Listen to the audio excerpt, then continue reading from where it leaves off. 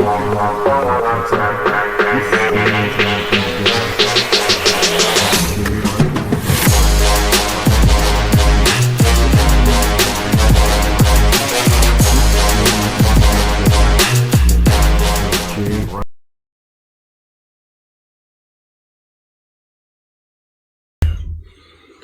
up, everybody? Dark Knight 316, Rubber Ruler Gaming, and this is Tackles and Takedowns. You gotta move over a little bit.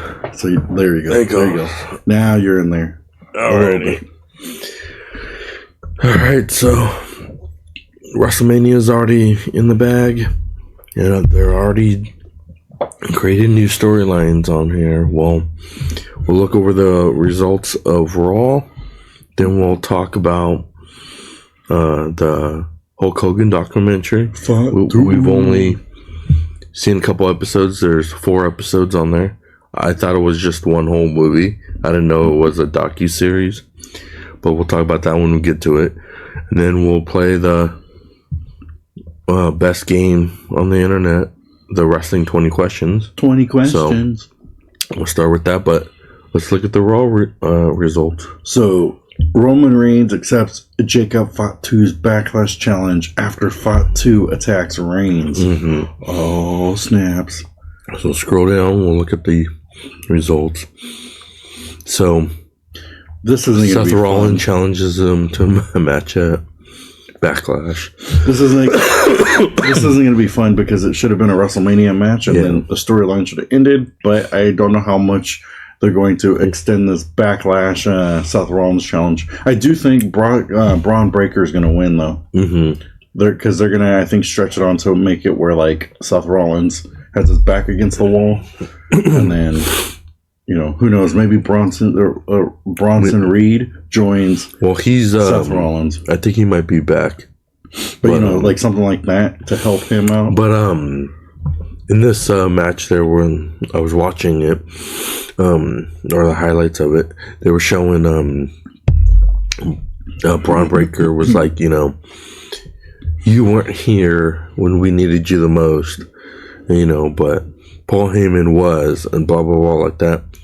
And Seth Rollins was like, okay, baby Steiner. And so it was kind of funny on that. They were he was trying to do Steiner math. But it's weird though, because they're making Seth Rollins right now kind of look like Aleister Black, and yet they got rid of Aleister Black because they got rid of like 20 something wrestlers, which we should talk about that too. Which is weird, like Kairi Sane.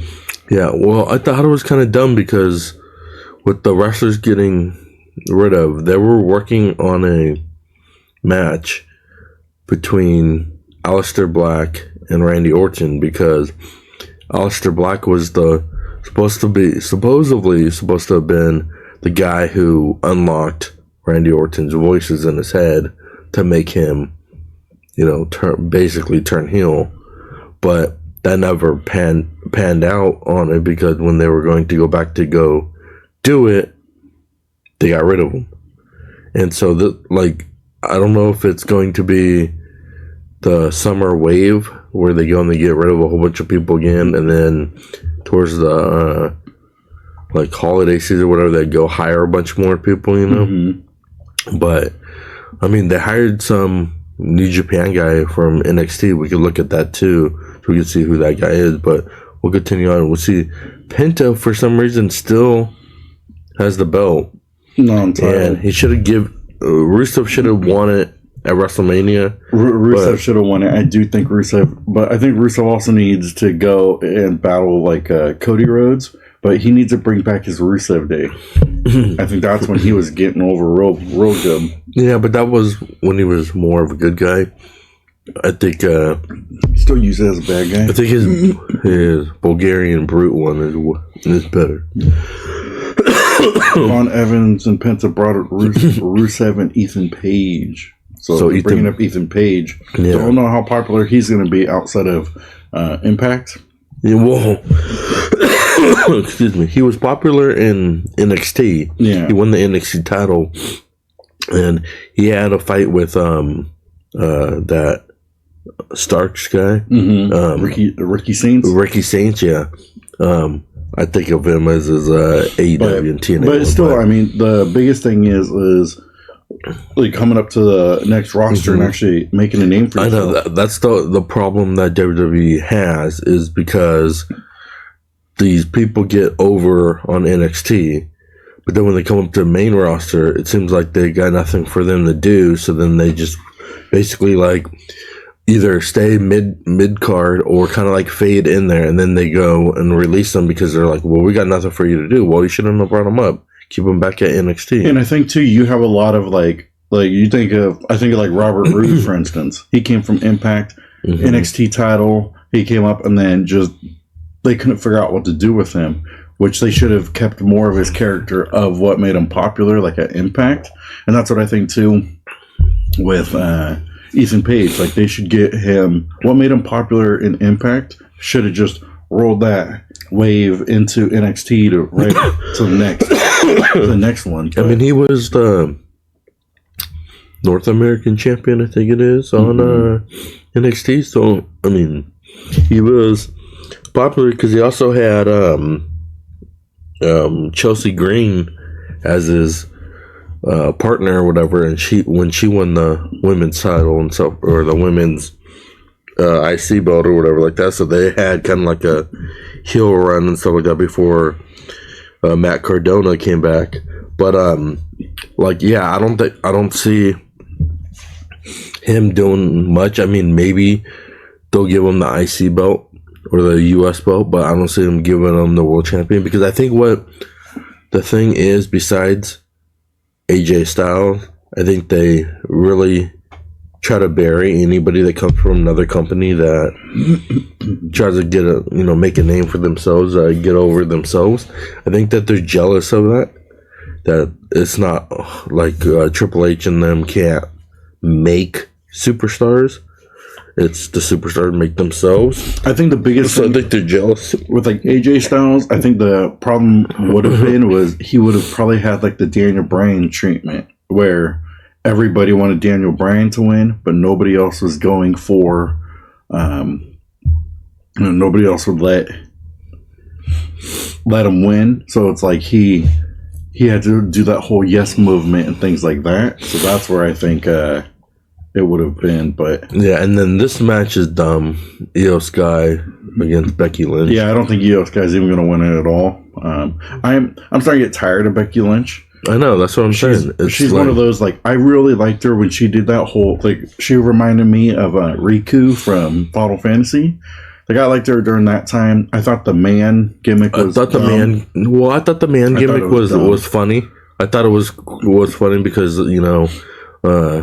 she got punched in the nose, so then she's like, oh, she's a man, blah, blah, blah. Like, yeah, I thought that was good, but then... And then Big Time Bex and all those. Big Time Bex and all that kind of stuff, like, that was pretty dumb. But, like, I don't think, like...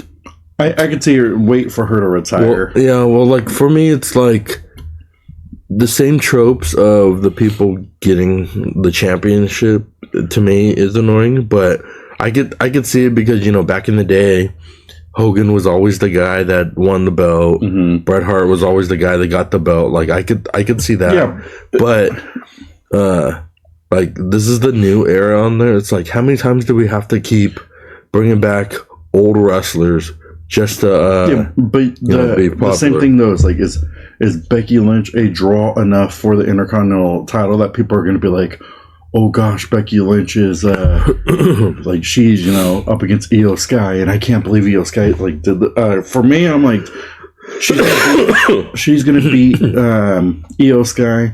I think they need to just do another, like, give it to somebody like, why not Raquel Rodriguez? Give it to her, and then have Raquel Rodriguez be like a dominant. Well, I don't think that they think person like that. It's like when you saw that backstage part where Road Dogg was like, oh, Chelsea Green should be up over here. Okay, well, who's she gonna go face? Oh, Rhea Ripley. Oh, well, Rhea Ripley's the top person on here, so let me go face her. Like, if she wins, what's gonna happen? Like, what's your 6 month plan? Well, I don't know. She's just hot right now. Yeah. Well, we know she's hot, but is that momentum gonna last? Like that kind of stuff like that. Like even you could even give it to Lyra Valkyria. You could even give it to her. She's my new favorite up and coming. I tell you, I like Lyra Valkyria and I want Sol Ruka. I think those two are ones I would like to see win titles in the future because I think they have what it takes. It's just a little more polished. I think Sol Ruka will probably overtake Lyra Valkyria as a like for popularity. I mean, but both of them need like, why not give Lyra Valkyria a shot at one of the mid card titles and see how well she does, or even give it to Asuka. Like I don't mind Asuka having it because I think Asuka's better than the other ones. But I think it's one of those right now because it's kind of like the CM Punk AJ Lee treatment where it's like, oh well, we have Seth Rollins, we got to use them both. Yeah. Oh, we got AJ Lee, we got to use them both because we got to make them satisfied or whatever. It looks like the Street Profit returned too. But Street Profits return, I believe it was last Ford week. And Angela. But here's the Vision Room Joe Henry's concert. Oh, so now they're going to... I believe in Joe Hendry. They're getting a fight with Joe Hendry now, so that's interesting. It's good to see, though, Joe Hendry actually up there, too. I think Joe Hendry has one of those that he could potentially win a world championship, but I think it's more of...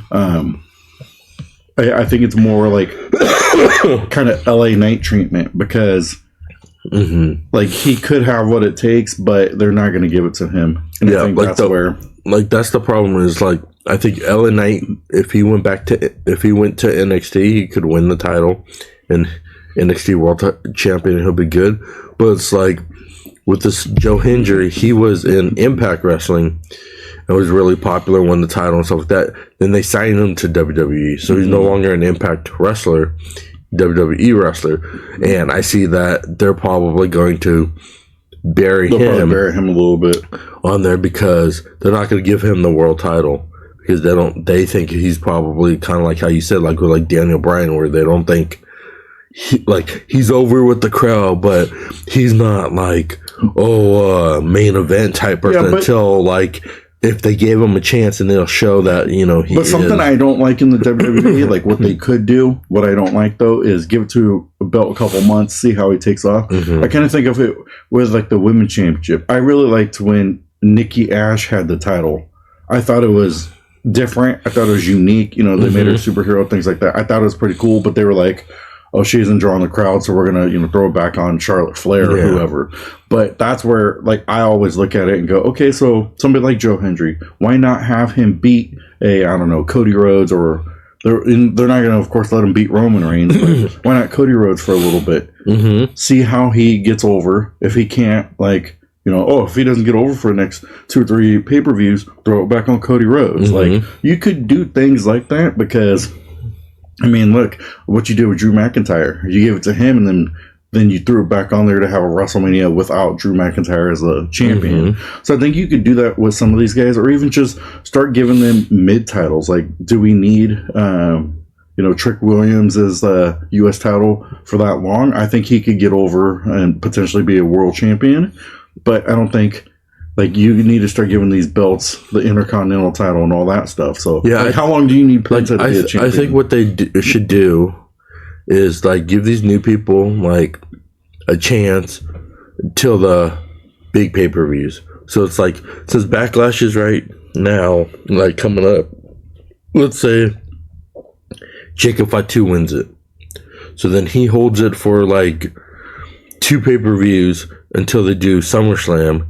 Then they're like, if he's not over by SummerSlam, he'll lose the belt to one, like let's say like Brock Lesnar, even though Brock Lesnar's not there, but like something like that. And then, Brock Lesnar will keep it and then maybe like lose it at another like smaller pay-per-view. So it's not like it's only the big ones where the stars. I mean, you can even lose a title at like a Monday Night Raw because. They've done stuff like that. But I think what ends up happening, though, is you give the belt to, like giving it to Roman Reigns, for instance. Okay, fine. I'm good with that. I know he's over with the fans. You're probably not going to take the title off him to make him lose to Joe Hendry. But the thing is, though, is you're going to have these titles on these guys for so long that guys who have potential wrestling kind of that could carry the title for a little bit are going to be, if they're not as popular anymore, they're going to get older or their contract's going to expire. And then you're kind of, which, as you were saying with that Hulk Hogan documentary, like, Hogan was the guy. You didn't have that next guy, so you got to throw it back on Hogan. That's what you. That's what WWE is having problems right now. They don't have the next guy outside of Roman Reigns or even a Cody. Like, I think Cody Rhodes, they could, because I think they like that's one of those where they could recycle the belt to whoever. But like when you're throwing it on Roman Reigns and you're probably gonna expect him to hold the belt for like a year, you're really ruining potential for other guys. Like, if I'm on, what is it, on Raw? Like, why would I want to go and face Roman Reigns? I'd be like, I'm losing anyway. Who cares? I'd rather go and same with like here. It's like, do we really need Rey Mysterio to wrestle? Like, we have all these other luchadors. Like, if he's in the Hall of Fame, why is he still wrestling? But it's like Rey Mysterio, yeah, like he's popular, and his son's, exploding as being super popular. But so, do we need Rey Mysterio? Like, put him as a legend one. Let him do backstage. Like, maybe have him work with these luchadors. You know, like, do creative, maybe like write stories for these luchadors and stuff like that. To do it instead of keep wrestling and doing it all. Why can't they have a whole separate like online, just like the Legends of Wrestling? Like, have a whole just these guys who don't want to retire but want to come back, have a whole separate show for them. Like, they can just wrestle. Or why don't Rey Mysterio go to AAA and just be a commentator on there or be a trainer on there? Like, we don't need these old people, like old wrestlers, to keep wrestling right here, because it's like how you said with the with the Hogan effect, is when these wrestlers are either get injured again, that'll probably be like a permanent injury, or start retiring. Now what are you going to do? Now you're struggling to try to find out the next superstar, where you should start building up these superstars and having them there. Like, do we really need Undertaker to keep coming back? Like, Undertaker's doing that training and stuff like that. Like, yeah, it's cool to have him come back like here and there to catch up, to see what's on, but we don't need him to be wrestling again. And you know what? Like, we don't need like Stone Cold to be wrestling again. And it's good too, though, that like the El Grande gets to wrestle Rey Mysterio because of the experience that he has and things like that, to be able to learn. But I also think, though, that it's one of the, I think Rey Mysterio's kind of in that era of like, he can't give it up. So he doesn't want to retire. He just can't leave. So that's my whole thing too. Like, then why are you a Hall of Famer? Why did you accept to be in the Hall of Fame and then do all that? You should have just given up that spot until you were officially saying, I'm done. And that's where, like, I like Rey Mysterio, but I don't like the fact, like, when they kept bringing back Goldberg and things like that. Like, you're retired. You should do something else instead of taking the WWE, like, because now you're taking a roster spot of somebody who can actually do something, like who should use that time for them to build up their character, build up their presence, being able to hopefully be popular one day to beat the next Rey Mysterio. But you're taking that spot away. Now, El Grande Americano, the real one or the fake one, I don't know which one this one is, but this one is it's a fake one. It's the fake, the fake one. But like that's where I think WWE has that problem, is because like you have, and two, I think what I'm also saying too is like you have a roster problem as well, because even like you even got to think your mid-carders, right?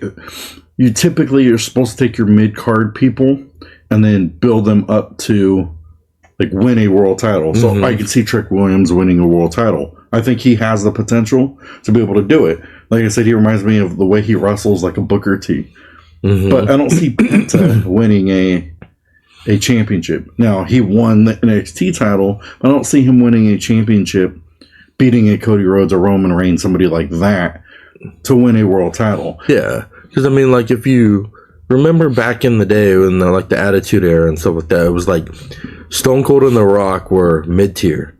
They won the IC belt. They made it. They got over on there. They were so popular with the fans that then they had to end up putting them at the world world title for it, and then they moved it there. And then what did they do? Then they had new people that were taking over for the IC belt like that. And then but you remember, Stone Cold took that belt and threw it in the ocean. It was all, and they made that because popular. Two guys who were on the cusp of being like of greatness. These are the mega superstars. Well, you had Shawn Michaels holding the title and all these guys, but you had these mid card guys who were like must see TV. Yeah. As you had your world champion who's like, I'm world champ, I should get the spotlight. But you had these mid card guys who are just owning, and that's what they should be doing. Is the people who are winning the IC belt and the United States belt, you need building them up to fight for the. It comes down to writers as well. I think you probably don't have a lot of writers. I personally think, which they probably won't, but I personally think they need to get rid of Bruce Pritchard, because I think Bruce Pritchard is the problem, because he's the yes man, and he's the one that was like, oh yeah, that sounds good though, but then like behind the scenes he's like talking trash on you. Because I've seen his podcast that he's had before, and he'd like when he wasn't employed by WWE, he'd be talking trash on like Vince McMahon and all that kind of stuff like that. But then the minute that they needed him to go sign on to be a producer and stuff like that, he's like, oh yeah, like, oh, Vince is the best, and blah, blah, blah, blah, like that. But I think Bruce Pritchard, just because he's been in the business for so long, I think he's the problem. Yeah, you got to think, though, you could be in the business for so long and still be terrible. And I also think Triple H has a problem with, like, I don't think he's good as producer and stuff like that, like he used to be. But I don't think he is, or there were... He's like, he only wants his people to be there, because like as much as like I like Shawn Michaels and stuff like that, I don't think Shawn Michaels is good as like a producer or a writer or anything. Might not be because he was good as a wrestler. You got some of these guys who are just real good wrestlers, but they're terrible. But because they're Triple H's buddy, he puts them on there as producer and stuff like that. Like they may not be good as it. Same with like Road Dogg. Like Road Dogg was like, oh yeah, we do all the storyline there, but Triple H didn't like that, because he's like, oh, these are his people, so you have to be like, oh yeah, we got to go with his people. You also got to think though, he may have the pressure of TKO, so it's like he has to keep a circulation of people who are popular, because if he takes a risk of giving it to a Joe Hendry and it happens not to take over, then TKO could be like, you can't do your job. Like when Triple H built NXT and he ran NXT, at one point NXT was more popular than the WWE. Yeah, and that's why they thought that he could run WWE. So and the only reason why that happened though is because his main focus was NXT. Yeah. I think if his main focus was just like, if you took a guy who was like, let's say it was Shawn Michaels, and you said, okay, you give him just SmackDown, Triple H, you take over just Raw, then you see the development and things like that, and how people could. But also that's why they gave Shawn Michaels NXT. But you also got to think though, it was the Vince McMahon effect, because remember, Vince McMahon said, hey, I didn't like your vision of how you want to do this, but you ran it.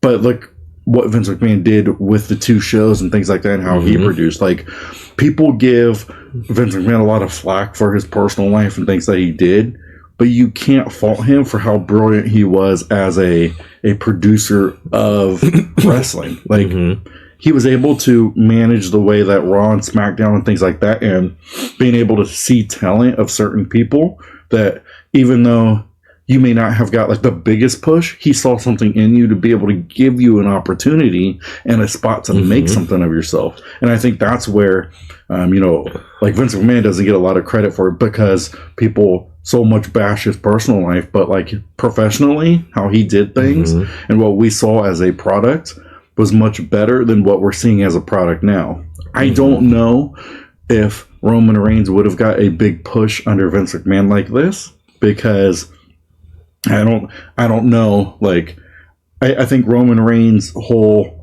tribal chief is probably one of the biggest things that we've seen gosh, I can't think, maybe in the last 20 years, I think is one of the kind of like the biggest storylines. Mm-hmm. Now, if that's a Triple H thing, he should get all the credit deserved for that. But like you got to think that's probably the biggest storyline that you've seen that had made the biggest impact in the, like, I can't think of the last time you had somebody, you know, like reinvent themselves as basically a bad guy and then got over with the fans and held a title for that long, and people still wanted to see him after 4 or 5 years of holding a title. Like, I can't see another person doing that. Now, I know you had your John Cena run, your CM Punk runs, like things like that early on, but like, I can't see Stone Cold didn't even have that big of a run and things that. Like, talking about that, like, I haven't seen a faction or a person reinvent themselves probably since, I don't know, maybe New Day? Because, I mean, New Day got over and it was pretty... And they held the title for a long time, too. So I think maybe New Day, because, like, Roman Reigns was the one that, like, everybody hated him because The Rock was helping him out. Like, every time he won the title on there, they were like, he did not deserve it because he can't wrestle, he can't do that, kind of stuff like that. So he was basically going to go out of WWE of not even being, like, people hated him or whatever like that. And then when he, you know, tried to be good, people still didn't like him because the whole like Spider-Man look. Yeah, they all did not like him because of The Rock was the only reason why they didn't do it. And then coming up with the tribal chief and having his faction of just his own blood and stuff like that. One of the best moves ever. That was really good. It went nowhere quick because of The Rock. The Rock's the one that ruined the Bloodline, because that would have been storyline for like years to come, and it could have still been again. Look how long it lasted for the Bloodline if they had The Rock feud with the family and stuff like that. But we'll continue on here because the Bloodline is coming back. But I think here with the Obafemi defeating Grayson Waller, this is going to be an issue. It's a squash match now. Now that they pissed off Brock Lesnar and he retired early, like Obafemi, I don't think is like, yeah, they passed the torch to him, but I don't think like they got nothing for him, because like right here where he's doing the Oba challenges where he's declaring like anybody could come after him. Like, but this is going to be the problem, like I was saying, is because you're going to have like smaller guys against him, because Obafemi is a big guy, like perfect Brock Lesnar match. Should have faced Brock Lesnar, you know, had a bigger feud. But now you're going to get like all these smaller guys and things like that to face Obafemi, and Obafemi's going to have this run of like he looks like he's dominant because he's facing a bunch of these smaller like guys who aren't as big as him. You know, like things like that. And that's where I'm saying is like, what I'm going to start seeing is you're going to have these guys who, like, who's going to challenge Obafemi now as a way of like, match his size, Gunther, things like that. Like, Gunther. Even then, I don't think Gunther's even going to. I mean, there's not that many people, but exactly. I think maybe Obafemi should have Paul Heyman as his mouthpiece. Not even that. I think they could get him somebody who is like. And that's where I think he needs a mouthpiece because of he's not that good on the I think they get him a mouthpiece, but I don't think they get him a Paul Heyman, because I think they use Paul Heyman as a mouthpiece for everybody. That's what I was telling you. That's what I was telling you yesterday. Like, they don't have more people like a Mouth of the South, Jimmy Hart, and things like that. They need people like that. Maybe kind of like what you saw with. Couple years ago, Rusev, he had that one guy who was like on the mic before. I think he was injured, but he was like his mouthpiece and stuff like that. Like, they need these guys, or even a woman, have them as like the mouthpiece. They're talking them up, and you know, if they're bad, they're talking trash on them. But a lot of these people are like, they got the itch, they want to wrestle, or even then, you know, like TKO, and then may not want to pay for. I don't want to pay somebody who's just a valet. Yeah, but I think it has to do with TKO and stuff like that. But yeah, like you said, it benefits them to have a valet, because like Obafemi, when he talks and stuff like that, like he's not that good on the mic. Mm-hmm. He needs more training like that, and that's how Brock was at the beginning, where like they gave it to Brock and like what he said made no sense and stuff, and needed more practice. That's why having Paul Heyman as a mouthpiece and then Brock Lesnar just as the destroyer, like that helped. Like same with Bobby Lashley when they gave MVP the mic for him, and then like they just had Bobby Lashley just wrestle. Yeah, and so I think they need that for Obafemi for right now. And so why couldn't they get somebody who's like injured right now, who's recovering, to give them still like time on screen, so like people don't forget about him, but they can bring him back as he or she's recovering and be the mouthpiece for Obafemi as they're recovering, getting through. Or even bring somebody up from like NXT. Yeah, and have if you want to make him a valet for a while, make him popular, and to see how they are with the even crowd. make this whole storyline where it's like he's the valet and then turns on Obafemi, and then see how it is. But I think like as we were saying, somebody like Obafemi could benefit from having a mouthpiece. And then so here, Roxanne Perez, Raquel Rodriguez defeated Bayley and Lyra Valkyrie. They're showing that Finn Balor's trying to break up Judgment Day, so he keeps getting into Roxanne's. They'll probably break up Judgment Day. I think that they will. That faction's been going on for a while now, and I think it's time. So we'll talk about this one with Jacob Fatu's accepting the challenge to Roman Reigns. So basically, Jacob Fatu saying he wants a bigger house. He wants to, be able to put food on the table for his kids and blah, blah, blah, blah, blah, like that. And so Roman finally accepts the challenge on it. But Jacob Fatu now hits him with the Samoan Death Grip, which is, I believe, Umaga's move. I think it was.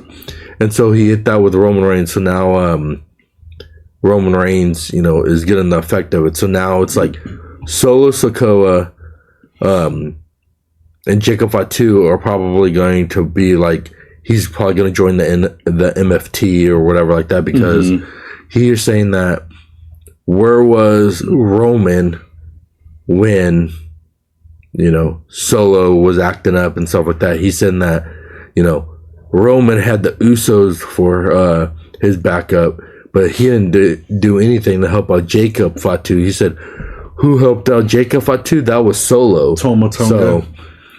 So I see that maybe they can do the MFT versus the Bloodline faction, but they're slowly trying to bring back the Bloodline, the OG Bloodline, because they had a segment where Roman's with the Usos and he's talking to him like, oh, what are we going to do with Jacob and all this stuff like that? And they're like, we got to go and, put him up, in this place and blah, blah, blah, like that. So, so they're slowly bringing it back. I don't think, though, that they're going to give Jacob Fatu the champion. I don't think they would give this early, because what was the point of then Roman Reigns winning? I do, though, wonder, are they going to have the honorary Us? Who, Sami Zayn as because you got to think, like, they'll probably have Jacob Fatu a little bit. Solo Sikoa is going to come out and challenge him again. They're going to have, like, the whole family come out and challenge, and probably reface at, like, the Survivor Series again. But that's where, like, you run into that issue, because you only have 3 people of the tribal, so how do you add 2 more people again? Yeah, well, I think what might end up happening is they may have, like, Jacob Fatu loses, but he gets close enough where, like, he could have won, but he didn't win. Roman moves on, but then Jacob Fatu goes into the Money in the Bank, wins Money in the Bank, and then has that kind of like has that contract. So I could come. Yeah, he can do it at any time. So that then, if Roman wants to, leave to go do something and wants to lose the belt, then it'll be like he faces, like, let's say he'll face Seth Rollins, and then it's like Seth Rollins goes to try to win it. But this is where I do see it would be interesting, because this is where I say, okay, now you give Jacob Fatu that shot. Is he going to be popular enough to be able to hold this title? Like if Roman Reigns wanted to, take some time off for whatever reason, is he going to be popular enough to hold that title to get over? Like, he's over with the fans, but is he championship world material? Yeah, exactly. And so that would be a perfect opportunity to be able to test with Jacob Fatu to say, are you championship material to win the Money in the Bank and cash it in at any time? That's why they gave like Solo one of the titles, like IC or US or whatever, to see how he would be as champion, and didn't look like he did that well going over. But yeah, so I want to look at NXT. I want to see who that New Japan guy NXT, that they got. Let's see if they should have the shows. Yeah, this guy. I want to see who that guy was. I don't think they have his name. Yeah, they'll have it down here at the bottom. Right there.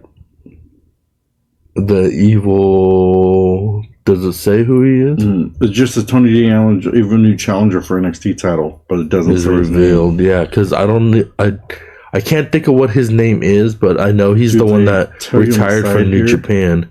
No, so they don't even really tell you. Yeah, because he just came. You don't have to watch it. Yeah, he has kind of like this guy's entrance has kind of like Undertaker's one. It was like dark, so I was like, are they bringing Undertaker back to NXT?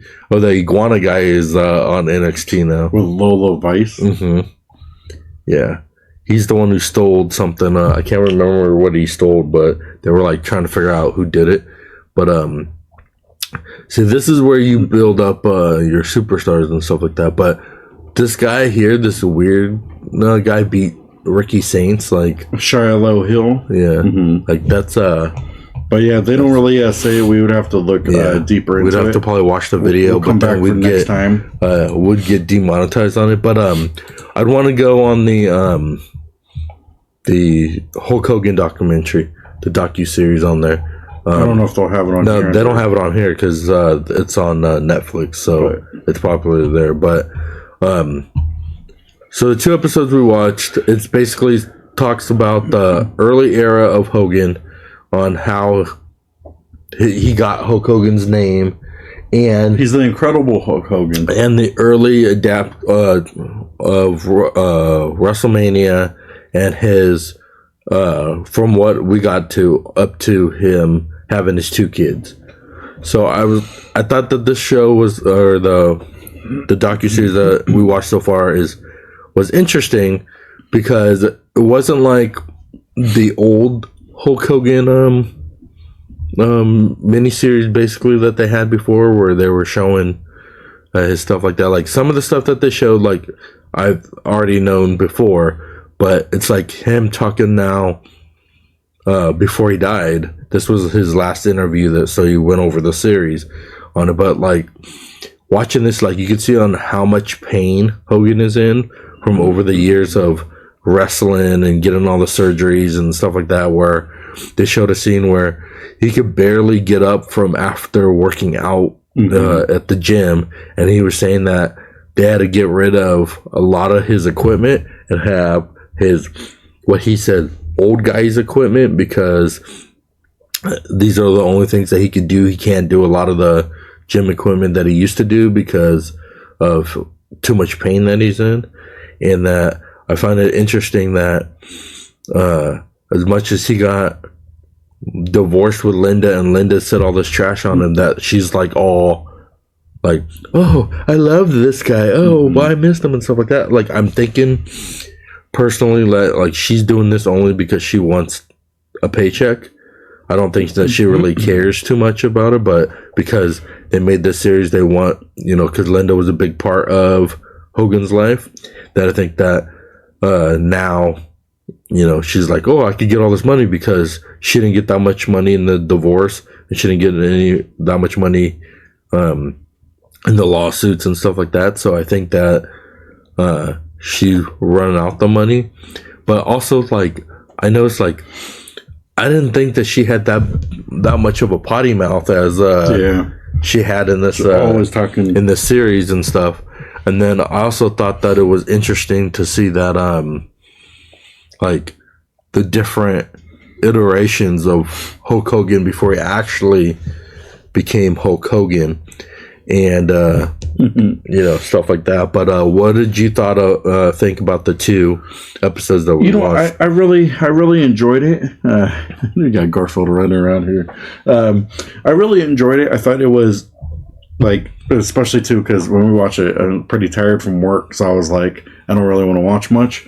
But what I thought was, I thought it was really good because I knew a little bit before his pre WWE days, but I didn't know like that much about it, and especially too, like one thing we talked about his brother. We were like, what happened to his brother? I didn't know that. I don't remember that happening to his brother, but what I did think was interesting, though, I don't want to ruin most of it, but I thought it was interesting, though, about how Nick stayed with Hulk Hogan by his side the whole time, because you do not see anything with Brooke or even Linda during these days of like Hulk Hogan kind of like his last days.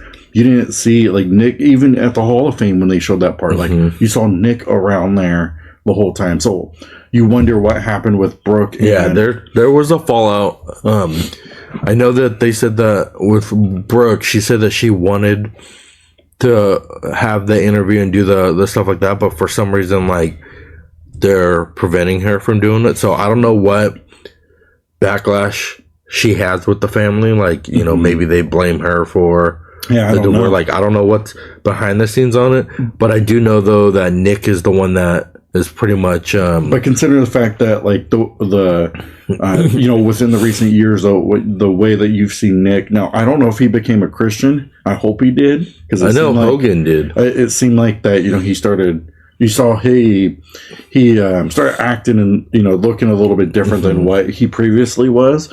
But like looking at all that. Like you kind of seen that, like their bond though too. Like it seemed like they had a better relationship than what. Because I remember like Hogan would always being like he'd have to bail out his son. That's like you're this old, my guy. Why are you doing all this stuff? But it seemed like though that eventually.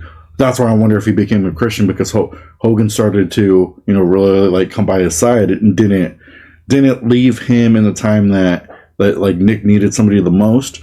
And Hulk Hogan was there. Yeah, I know their family still, but like Hogan could have been like, "You're on your own, dude."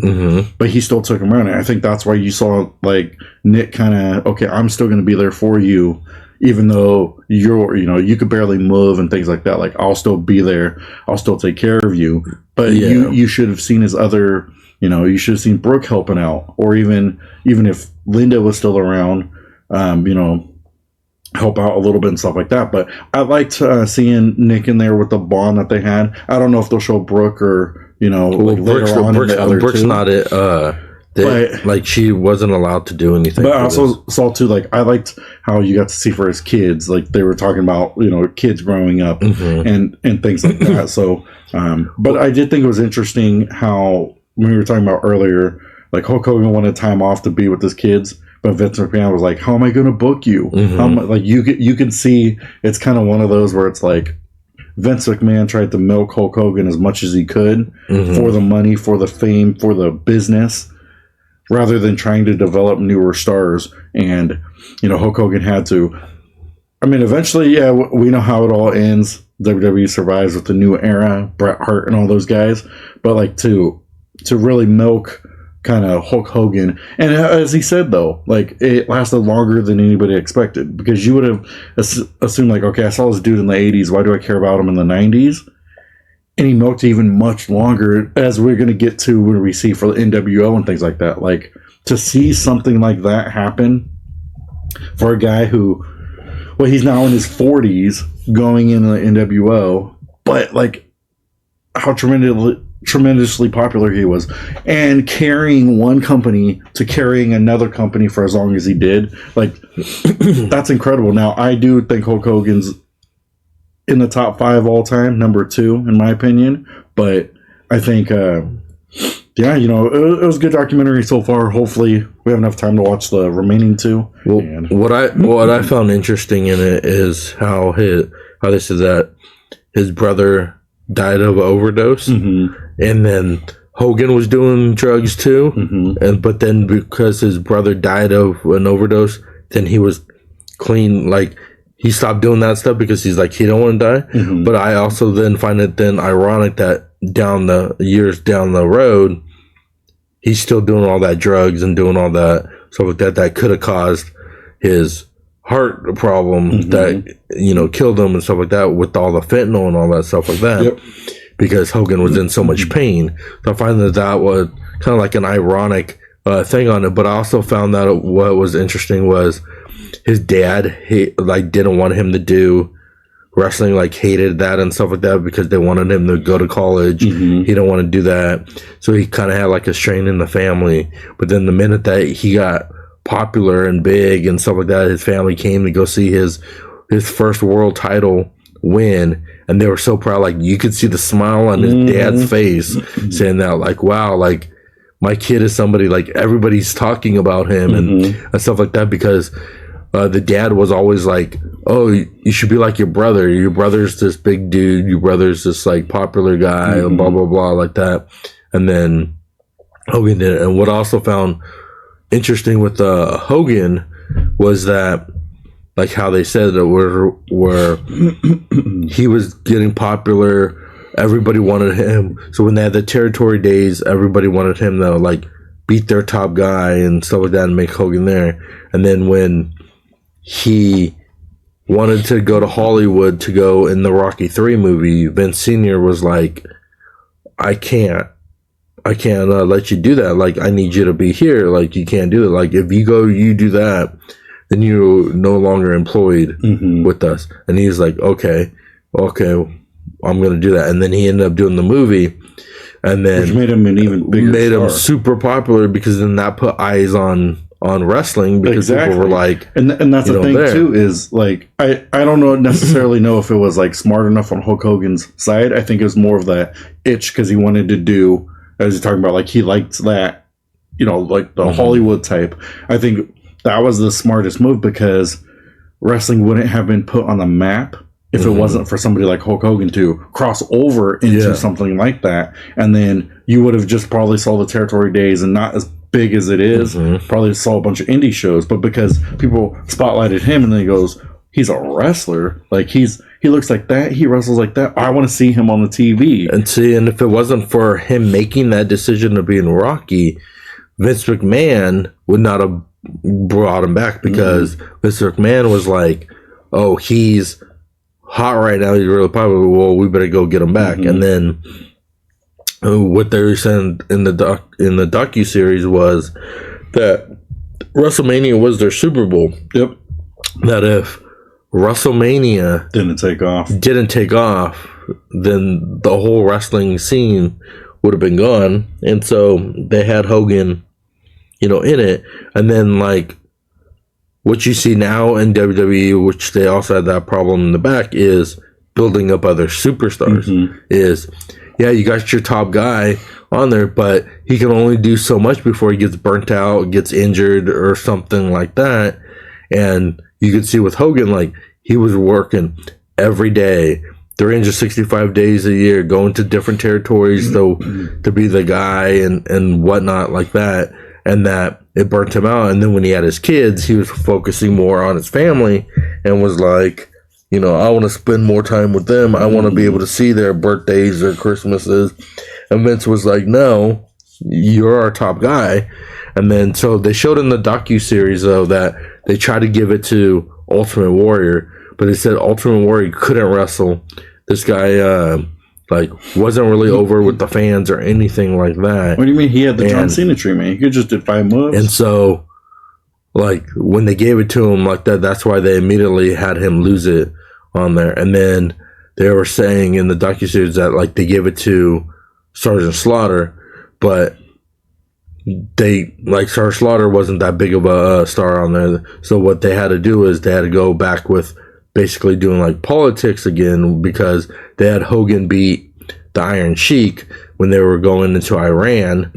And so they had that, and that was really big because, you know, it was like America versus Iran, and that's why, you know, like, oh, that conflict there, so everybody's going back in for U.S. So then that's why they turned Sergeant Slaughter to being a sympathizer with Saddam Hussein's, and so they had to have Hogan do it. And what I found interesting was they showed side by side between Iron Sheik and Sergeant Slaughter, and it was basically the exact same match, like they said.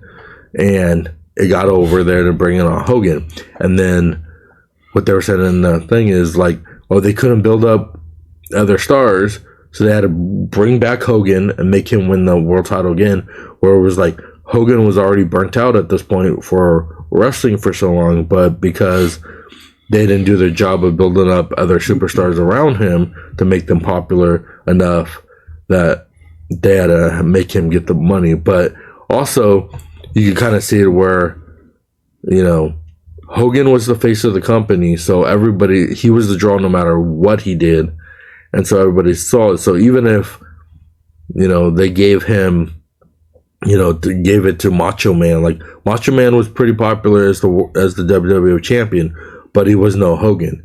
So, like, yeah, they had all this problem on there until Bret Hart tried to do it. But also I saw that, like, Bret Hart's really bitter.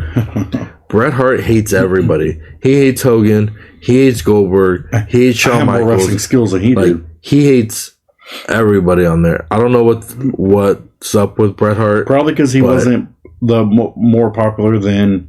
You got to think he was popular, but like Shawn Michaels overtook him. I think he still has that. He still has that vendetta, even though the Montreal Screwjob is over with. I think he still has that. Because you got to think of vendetta. It this way: in the '90s, Bret Hart held the title for the WWF longer than anybody, longer than Hulk Hogan, longer, you know, won more titles, things like that. Mm-hmm. But Shawn Michaels was still the one who was able to get the company to where Bret Hart couldn't bring the company into the Attitude Era. Shawn Michaels was the one. Mm-hmm. And so, like, you think about, like, greatest of all time. That's why I pick Shawn Michaels, is because he came in an era where it was basically you're running off the heels of Hulk Hogan. You got to be able to decide how you're going to save this company. And Shawn Michaels was able to save the company without the credit that he gives of, like, best of all time. You see people are going to put, like, John Cena and things like that in there. But there is no John Cena without Shawn Michaels. And you could say the same thing with Hulk Hogan. But there's also no Shawn Michaels without Hulk Hogan. You could Hulk say Hogan is the one that but you also built this company. You got to think, though, is during a time when, like, people started getting tired of Hulk Hogan, Shawn Michaels started to see, like, we needed a change, and started couldn't finish the Attitude Era, but started the Attitude Era to where he convinced Vince to go toe to toe with, you're either going to lose your company or the NWO is going to take over. Like, well, the NWO was the hottest thing, and that's Hogan reinventing himself on there. But all right, that's enough for wrestling. There, we're going to do the best game. We're going to have enough time for 20 questions? Yeah, we got enough time for 20 questions. Right. So. Take a look. Go Rollins! Let me load this up on here. Let's see, because you've been talking about an hour. Yeah, well, we'll do this up on here. You didn't queue up our bid on there, so it's fine. I can put that in post. All right, so if you didn't know, this is Wrestling 20 Questions. 20 questions. Robert Wheeler Gaming has to ask 20 yes or no questions to try to guess the wrestler that I chose. If I got locked up in census, he has that. He also gets 3 hints if he needs it. But 3 lifelines. Yeah. That's what we all call them, We call it the lifelines. Everybody calls them lifelines these days. So, let the guessing of this person begin. Alrighty. Did this person wrestle in the Attitude Era? Attitude Era, no. No. Okay, so that's one. So was this before? Was this before the Attitude Era? Did this person wrestle? Yes. Okay, so now we're saying 70s to mid 90s. Okay. Did this person win a world title? WWE, WCW, ECW, one of those big titles in the company? No. So didn't win. Okay. How about mid-card title?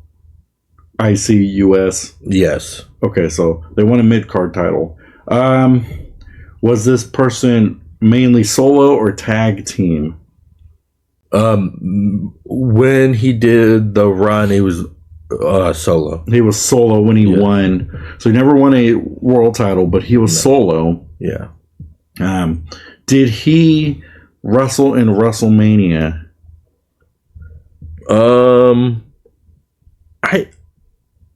I think he's been at a WrestleMania. He wrestled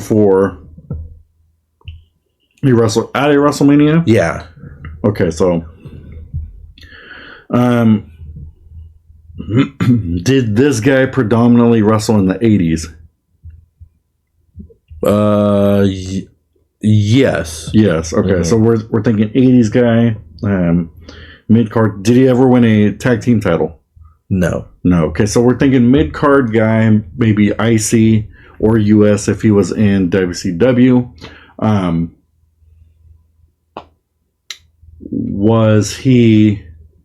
Did he wrestle into the 90s? Yeah. Yeah, okay. Was he ever a commentator? He wasn't like a full-time commentator, kind of like how like Vance or Macho Man, but he's done commentated before. He's done commentating. Okay, Yes. so I'm at 10. Is he a second generation or like third generation, whatever? Is he, I guess, a generational superstar? I have to check on that. I don't think so. But let me see. If I'm thinking of who it might be, I think he is a second generation superstar. If I'm thinking of who it would be, I think he is. So, it doesn't say that that he's a second generation superstar or anything to do with that. Yeah, it doesn't say that he's a. Then it might not be who I'm thinking of. So basically, I would say no on that. Okay. But he does have some family ties, but it's not like, his dad wrestled or anything like that. So that's question 11. Yeah. Does he have a son or daughter who would be considered, I guess, a second generation superstar wrestling at some point in the WWE or independence? I don't think so, because they didn't say anything when I looked it up that he has any kids that are currently like training or anything. Ooh, that's tough, because that threw a wrench in who I thought it was. So he would have been a commentator at one point. He, not full-time, but maybe have commentated. Never won the world stage. Was he a fan favorite within the 80s and early 90s? I would say that he wasn't like big name on there where it's like everybody came to go see him, but when he would come out and stuff like that, you would see people like cheer for him and stuff like that, or boo him if he was a bad guy. I mean, I can give you one of the hints. Well, let's go for a hint. Okay, the title that you're thinking of that he won was the IC belt. I mean, that doesn't help me because I already knew that. He was not on WCW. That doesn't help me either, but So that's your one hint. that one doesn't help me because I already knew it was the IC title. So, so he predominantly IC, never a tag team, did a little bit of commentating. Did he have like a when he would come out to the ring? Did he have kind of like a one word gimmick, like kind of how we see with like yeet or yes and things like that? Did he have kind of like a one word gimmick that all the fans would like? I wouldn't say it was one word, but he did have a gimmick. Because you got to remember, he's a 80s wrestler, so all the 80s wrestlers had gimmicks. Well, that's what I'm trying to think. Give me another clue, because we're on question 13. We're on 14. 14? Let's see another clue. So another clue was, let's see, relationship that I was talking about earlier for family is he is related by, I think, let me see, I think by marriage, they said. So they said his cousin is Jerry Lawler, is his cousin. His cousin is Jerry Lawler. Yeah. I throws a wrench in there too, because I can't think of the person I was thinking of. I can't see him even related to Jerry Lawler. I didn't know it was related to Jerry Lawler too until I saw that. To do commentating as well. Well, you're focusing on the commentator. He would probably do it when he would be let's say he's going to be facing. Let's say he was going to go face Shawn Michaels, so he'd be out on commentary talking trash about. Well, that's Shawn not Michaels, really commentating then. But he would do it for a few. That's not really commentating. A few nights and stuff like that. He would do commentator, but he wasn't like a full timer like Vince or Macho Man or anything like that. But he's done it. That isn't really. Well, he's done it kind of like Jerry Lawler has, where they'd do commentator, but he'd also wrestle. But he didn't do it for a long time. So I don't get. So he was either a commentator where he would sit there and commentate on matches, talk about matches, or he would only go there during somebody's match. It would be both, because it would be they needed somebody to fill in for Jerry Lawler or whatever, so he'd fill in a couple times, so he'd be there the whole night.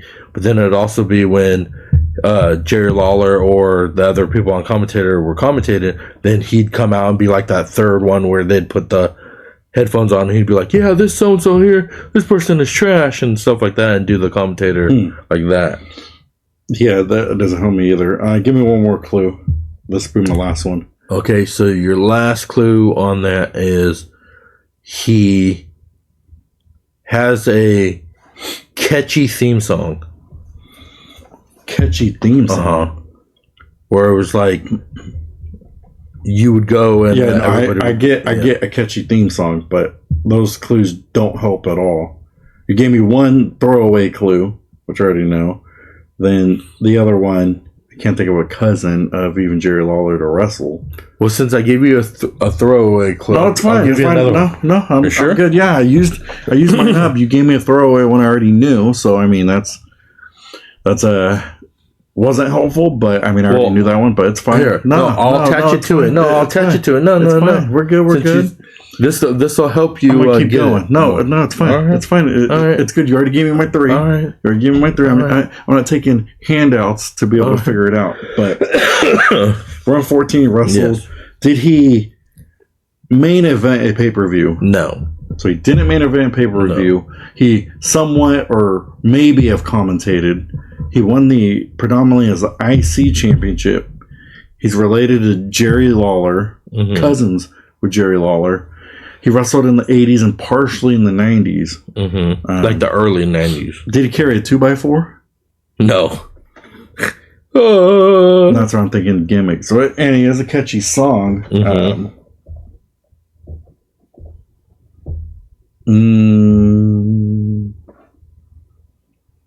Did he go on to wrestle independently later on in the outside of WWE? I don't think he did. I don't think he's did anything for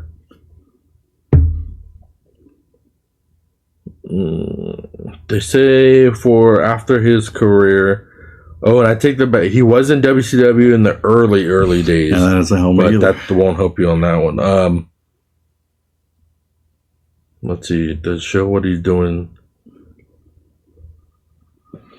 He a little bit did the independent circuit, and they say in '94 is when he went to WCW. But then, but see, they said that when he returned from the independent circuit, he was in those ones that were like the no-name companies. Yeah. And then he returned back in WWE in 96 to 98, and then again in 2001. So he was part of the Attitude Era. Not really. Because 96 to 2002 is the Attitude Era. Yeah, I know, but he didn't really like. When they say he came back, he wasn't really like he was wrestling. Did he have a valet when during his time in wrestling? Not full time. Like Jimmy Hart would be his valet once in a while, but not really like full time. What are we on? I don't know what question we're on. 17? We are on 17, yeah. Yeah, it doesn't help me because the clues and questions that I'm asking and the responses aren't helping me. It's not. It doesn't help at all with what you're giving me.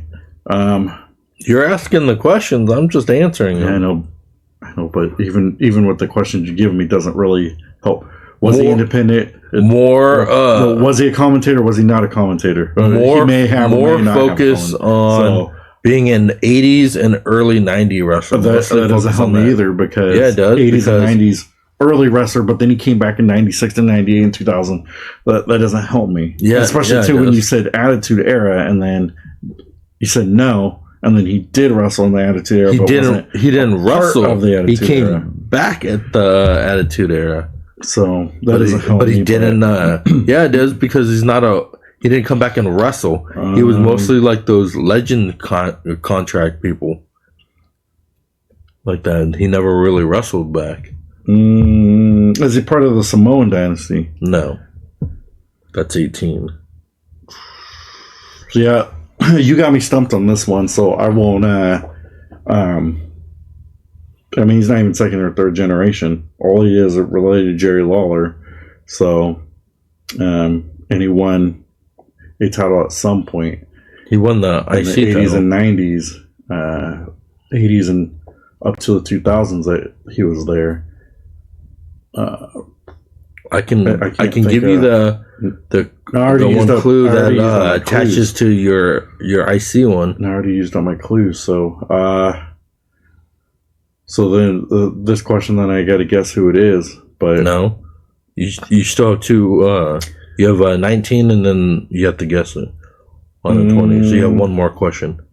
Was he the same character in WWF as WCW? Yes. So he would have used his name as a character. He wouldn't use his real name. But whatever his character, yes. Name is, he would have used his name in WCW as well as WWF. Did he ever wrestle Stone Cold Steve Austin? No. So now this is your... So I'm just going to, because I don't know who it is, I'm going to say Jeff Jarrett. But no. I don't know who it is. The person who it was the Honky Tonk Man. He's the Honky Tonk Man.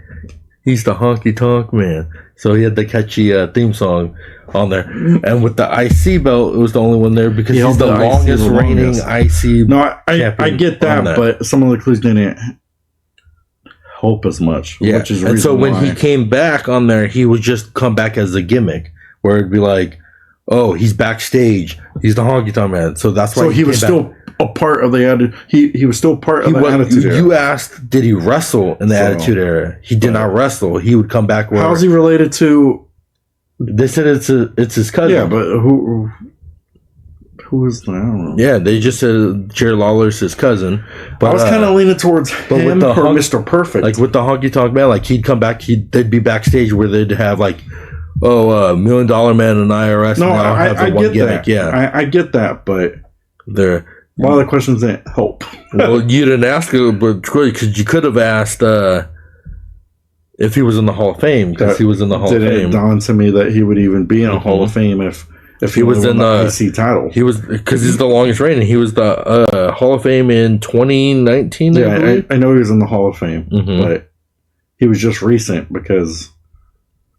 But they didn't help me. So when was he on the mic or not on the mic? When was he commentating or not commentating? Back in the 80s. So he would be commentator when Jerry Lawler. When Jerry Lawler would be out, he would be commentator and do that heel persona on there as a honky tonk man. He's the honky tonk man. But they said that when he went to the WCW, he didn't really have that big of a like he didn't win any titles in yeah. No, I get you. I get you. and stuff. Yeah.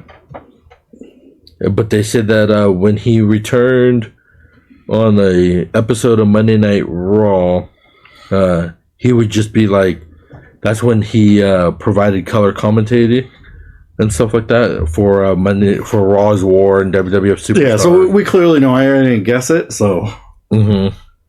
So I'm good. I got one for next week now. I got one. Oh yeah. And see, this time though, I didn't look at your phone, so it's good not knowing who it was. But I didn't look at your phone when you were looking at the. Well, I didn't look at your phone when you had it either, because if you recall last 20 question game, I didn't even guess who it was. So on there, fun one, and you also didn't give that great of clues because. Well, I gave you good clues. No, you didn't for the hints and stuff like that, because you didn't give it where he pats himself on the back on there, which that would have given away. Just like if I was to give you the longest reigning IC champion, you may probably not have still got it, but yep, that's all that we have for our tackles and takedowns one. If you like any of these segments or whatever, comment below so we do more of this, because I think the 20 question wrestling game is pretty fun. It's the best game on the internet for sports. But yeah, we'll see on the next one, and good luck. And then maybe he'll have a wrestler that will stump me besides Barry Windham from last time. But we'll see. We'll see. Barry Windham last time, but Barry Horowitz. Take a look at the video and find out. We'll see on the next one. God bless you guys. Yeah.